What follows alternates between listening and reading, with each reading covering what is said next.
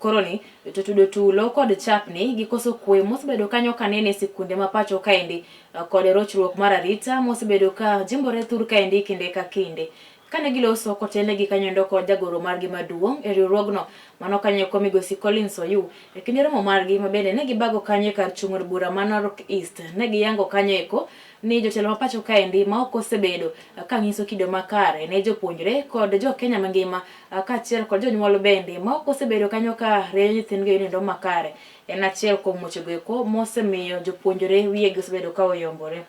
Wechego nosir kanyoendo kod jakom mar riwruogno eko mano kanyo migosi Malela Lagat mabende noyango kanyo eko ni mondo weche mag somo riere kwe kod arita maber onego bed ni neno pacho kaendi. Collins Oyu ne bende opingo kanyo eko malich miwuoro wach mar duoko chweto e sikunde mapacho kaendi.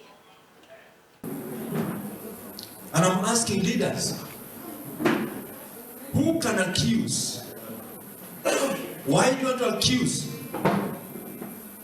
children or learners who are burning schools? Why do you want to accuse hooliganism that is in this country? If as a leader, you cannot preach peace, the young men and women are following leaders. The school-going learners burning schools today, they are following some of our leaders.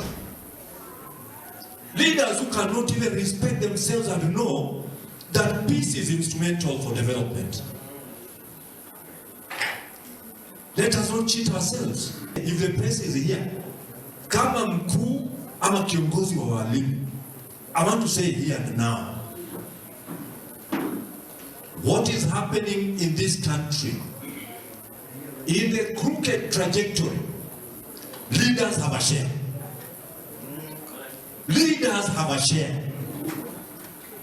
You cannot blame learners burning schools when you yourself as a leader, you are not settled. You don't have respect for the people you call leaders ahead of you. Mimi kama kiongozi wa chama cha walimu, I'm respected with my colleagues here. I want to call upon leaders in this country. Lead by example. Know too well as a leader that the young would wish to imitate you and emulate what you're doing. If you speak carelessly, don't blame the youth for speaking carelessly. If you're a leader and you don't respect what you're doing, you are calling upon the young people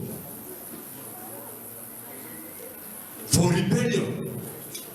Know for sure that you are creating rebellion in your own country. And that rebellion will eat you. Itakukula wewe mwenyewe.